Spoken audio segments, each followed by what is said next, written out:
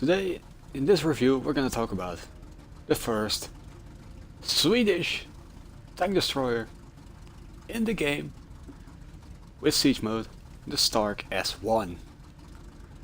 Stark S1 is basically a strv S1 premium tank on PC, but with a Swedish camouflage, with a Swedish flag painted on it. Oh, here you go. Here's the review. Nah, I'm joking. Like, before we go into further detail about the stats and equipment and all that stuff, I want to give you a small history, a little bit of historical background about the tank. The strv S1, I repeat, the strv S1 was the first prototype built to test the new suspension of the strv 103B series. The Swedish wanted to have a main battle tank on their own, so they fiddled with it, tried different configurations, and figured out that they wanted a low profile tank with a good gun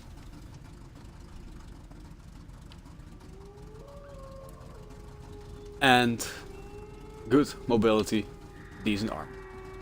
Well, if you imagine yourself a triangle with mobility, firepower and armor, well, it means that you cannot have all of them. Well, the Swedish thought of something really different then, because it was their first own tank design. I repeat, their first own tank, their actual tank, their first own tank. This strv 103B was supposed to be a tank that they wanted. They came to that section eventually. Well, to get to the 103, they want to test the suspension if it worked for the hydraulical part. Well, it worked. The S1 was born. The S1 mounted a 105mm cannon with an automatic loader, 3 crew members. Well, basically one crew member can command the entire tank.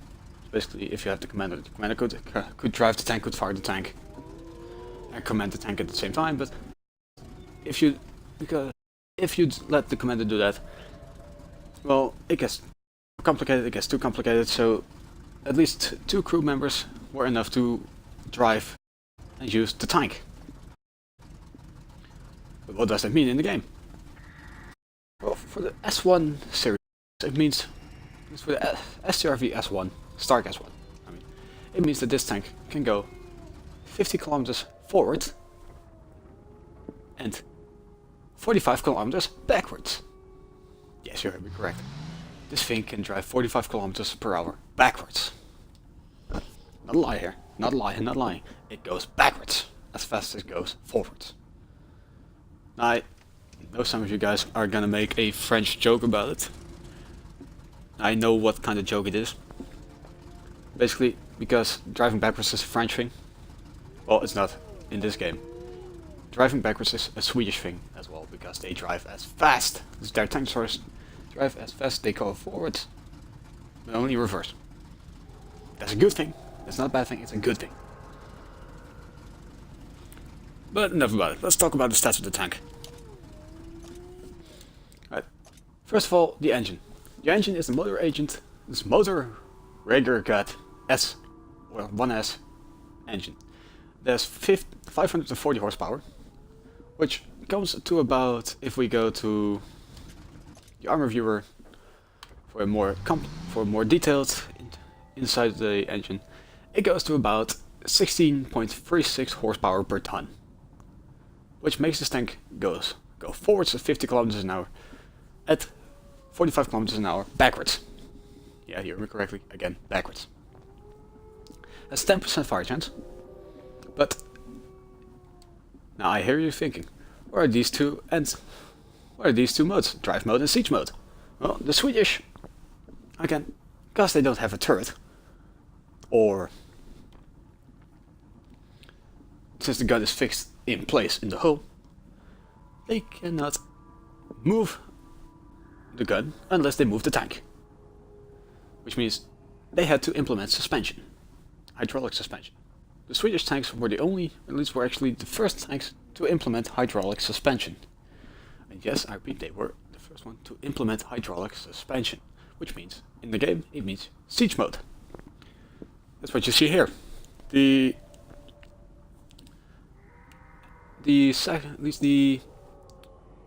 figure that says enter drive mode with the time 1.3 seconds. So that means basically you have to wait in the game 1.3 seconds before you can enter mode. But to enter siege mode, which is that square with a small cross in the middle, which is basically entering firing mode, you have to wait 2 seconds to siege mode. But then if you enter siege mode, you can basically fire the gun, aim the gun without aim the gun, move it up and backwards, move it up and down and sideways by just moving your hull. I will show you that in a random battle pretty soon. Just basically, if you're playing the tank, I'm in siege mode, going up, my tank goes up, going down, my tank goes down. That's basically what siege mode requires. This is what siege mode is, in a nutshell. So that means basically that if you have this tank, if you move up, your tank moves up. If you move down, your tank moves down. But you'll see that in the gun stats later. But that's basically the siege mode and drive mode. Of course, when you enter siege mode, you cannot drive as fast. If you enter siege mode, you have a 8 km/h top speed, forwards and backwards. What?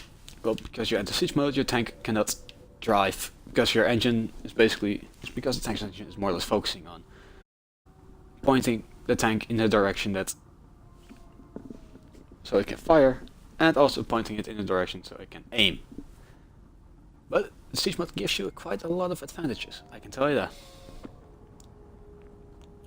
Let's talk about the gun next.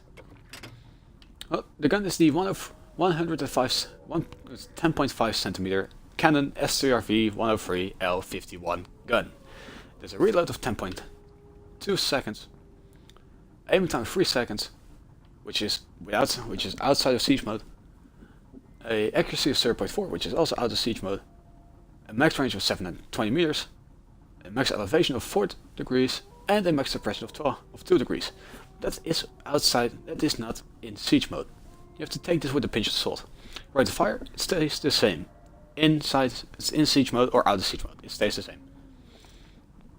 Of course you can get the rate of fire up by getting the reload down to at least 9 seconds, which is something I got at the moment. Aim time goes drastically down to, I believe, 1.4 seconds out of my head. 1.4 seconds out of my head. When you enter siege mode. Accuracy goes down to 0.35 out of my head in siege mode.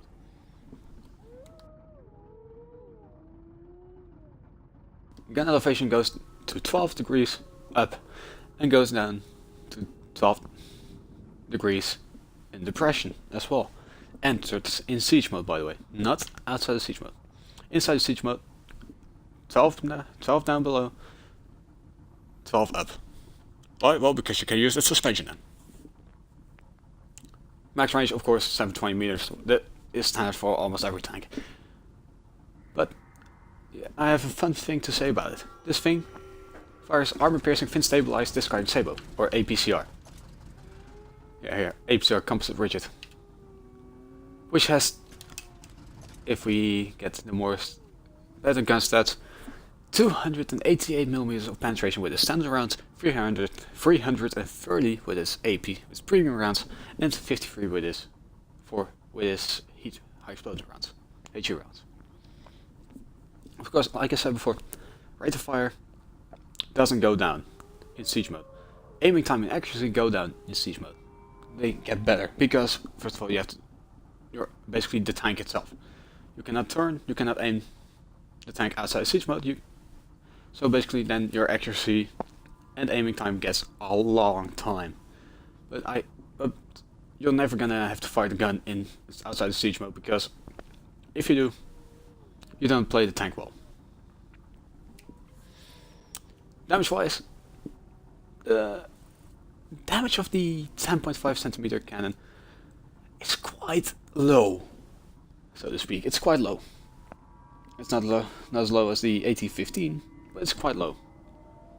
But first of all, because it's the first Swedish tank destroyer in the game, and also because it has the highest penetration at tier 8 of any tank.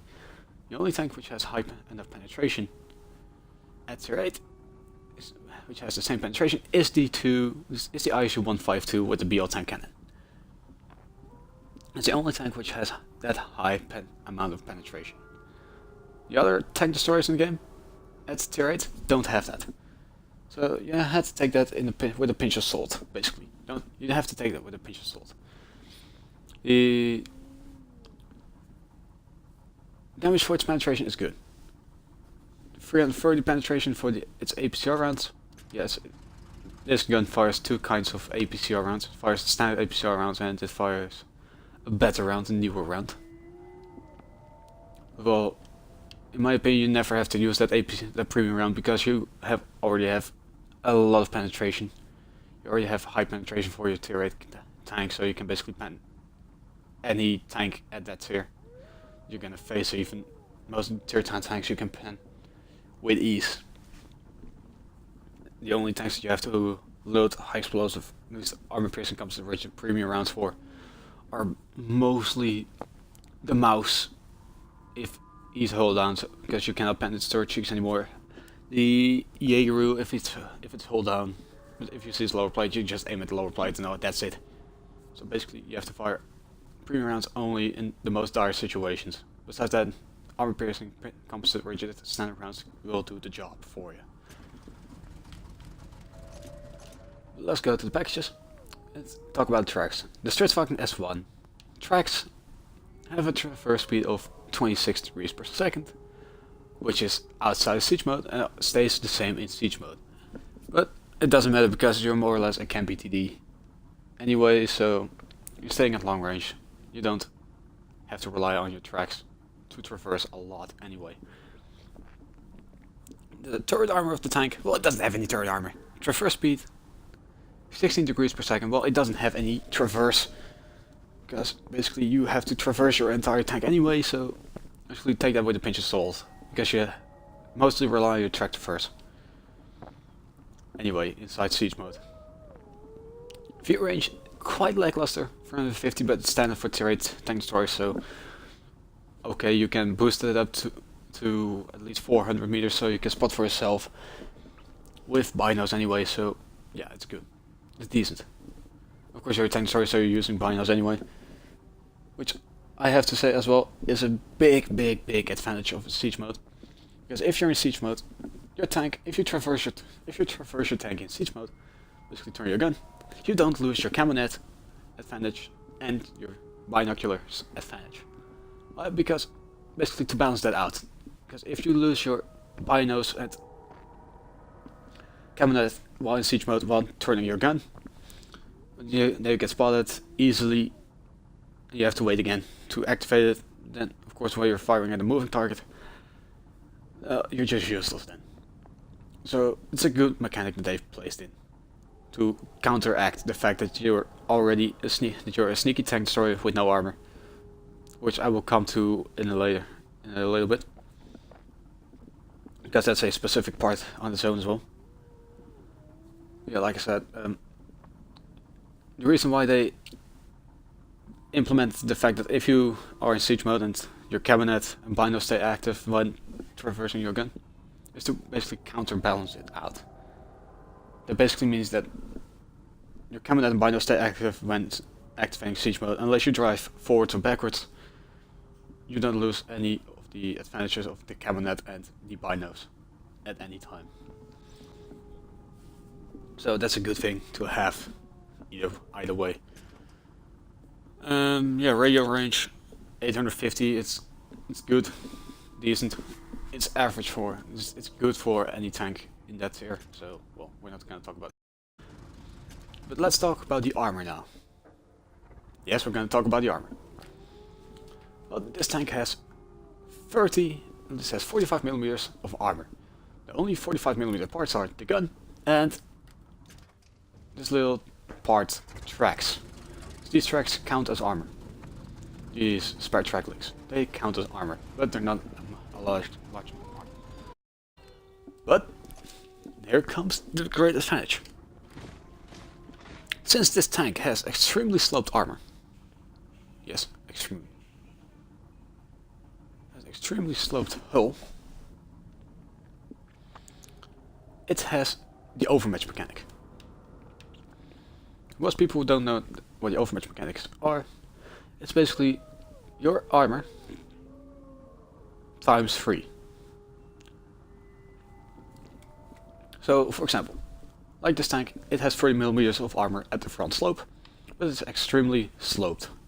As you can see, it's basically a gigantic wedge. So, what that means for this tank is, although you have 30mm of armor, a tank with the caliber of 90mm or lower cannot penetrate the tank from the front. Why? Because your armor is 30mm. Do 30mm times 3. You come at 90.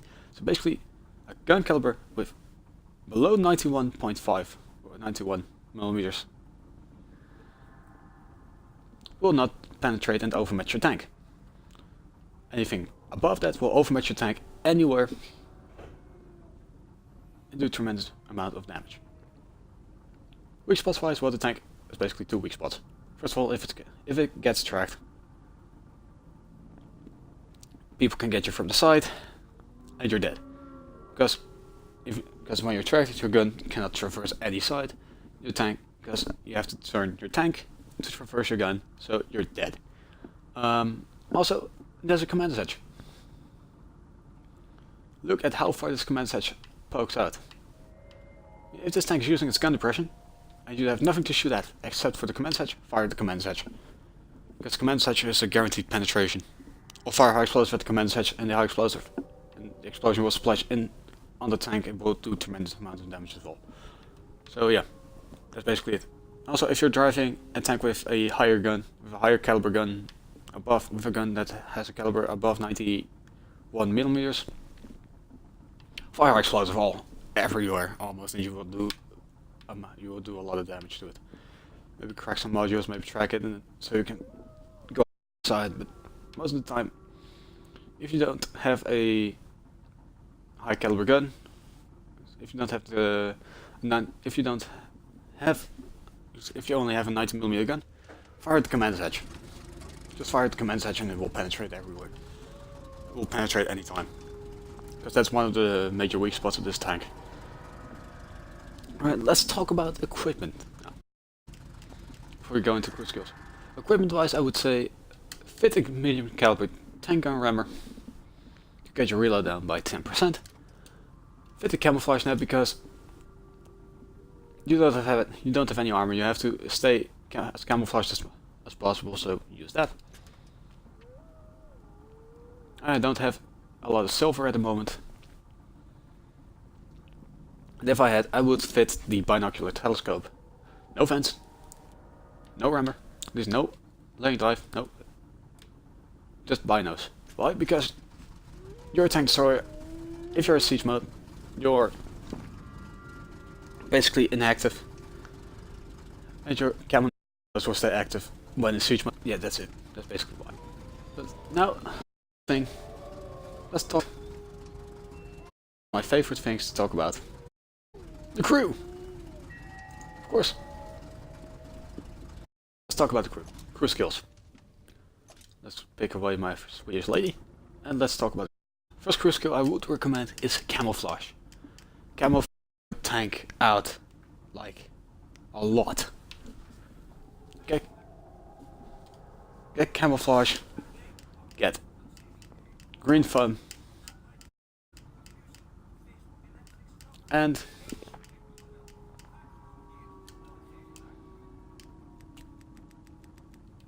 yeah, basically get camouflage and green foam.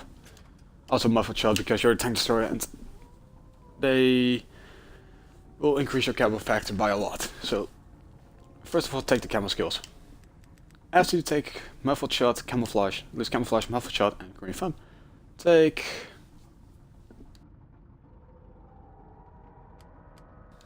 take 6 cents. And if you have trained 6 cents, go for broads and arms. Those are basically the primary skills. First of all camo skills, camouflage, muffled shot, and green thumb. Then 6 cents, and broads and arms last. Then after that you can basically pick whatever you want. Or you can swap 6 cents out for repairs, then go and trade 6 cents, and then broads and arms. That's all up to you. If you want to swap 6 cents for repairs and then go back to 6 cents and broads and arms, that depends on you. But first of all, go for all camo skills, because you need your camouflage factor to be a lot. Because you don't have any armor, you can only bounce 90 millimeter guns and below that from the front of your tank, not from the side, because it doesn't have any armor from the side or the rear. And if you get tracked, you can easily get flanked. So yeah, go full camo, then the rest. But enough talking, let's see what it can do in some gameplay.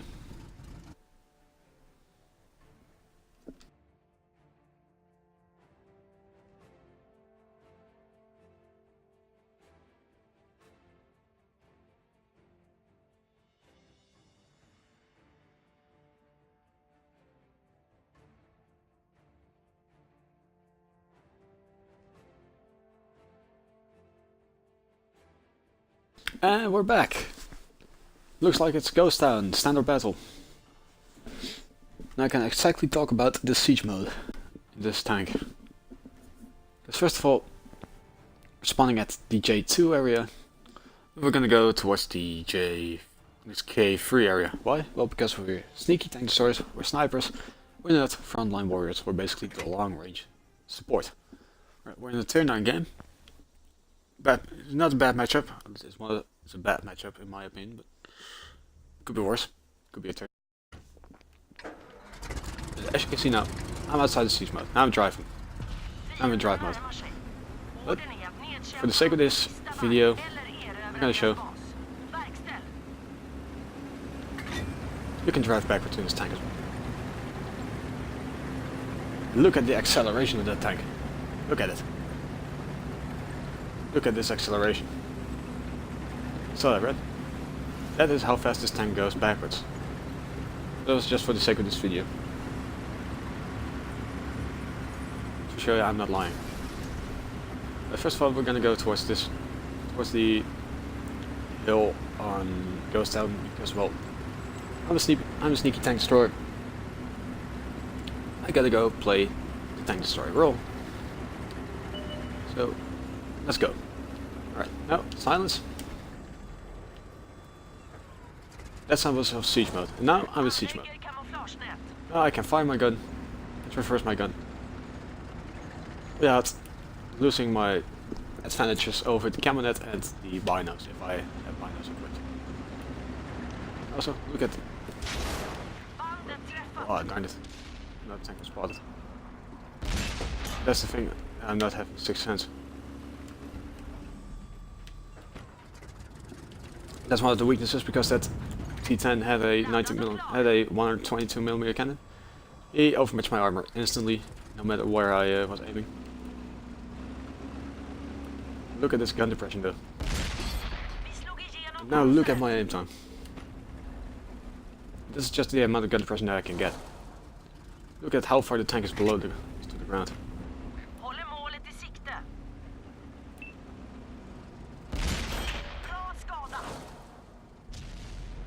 I'm gonna stay in this position for at least a little time. So. Now I'm gonna go out.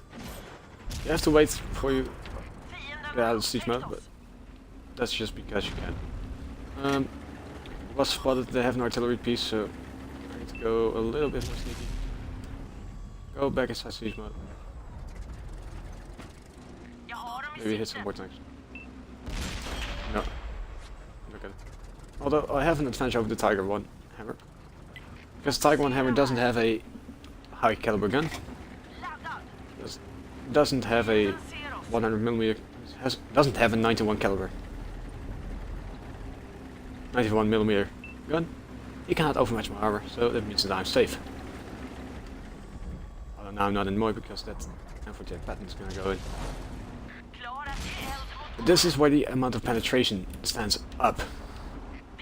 Just look at that. Look at that pen. Alright, I'm spotted. I'm gonna go away from the spot. Go backwards again, because this tank drives as fast backwards as it goes forwards. Activate my camo net. Wait for the light tank to push up. Wait for any tank to push up. Because, well, I have to wait for it anyway. And then push forward and kill. Again, not the best possible matchup for my tank. But well, it's not the worst either. It's just having to wait a lot longer for the enemy to push forward. Right, I'm now inside siege mode and I'm driving. Well, this tank is not good driving in siege mode. Because it's slow. It's even slower than the tier 8 American tank destroyer. The tier 9 American tank destroyer was. No jokes about it, about the Doom Turtle. Because this thing is sneakier. But today. There's the light tank, there's the light tank, there's the light tank. The light tank cannot, I repeat, he cannot overmatch my arm. That's what you see here, he bounces. That M103 can. I'm not gonna let myself get killed by the M103, nor like it.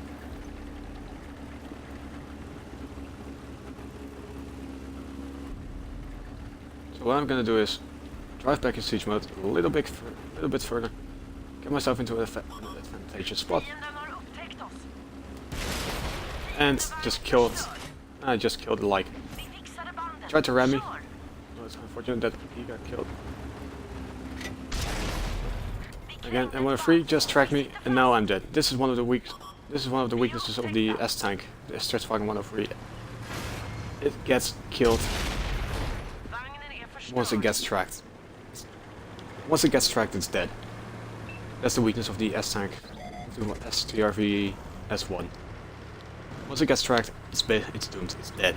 It cannot move it cannot traverse the gun, so it's dead. So yeah, here you go. Some weak, some strong, some of the strengths of the S1 and some of the weaknesses of the S1. And this strv S1 tank review. So, if you have any questions about this tank or any experiences with this tank, and if you got this tank, please tell in the comment section below on my YouTube channel. Also, if you like this video and want to leave a comment, please do that. Also, I have a small question for you.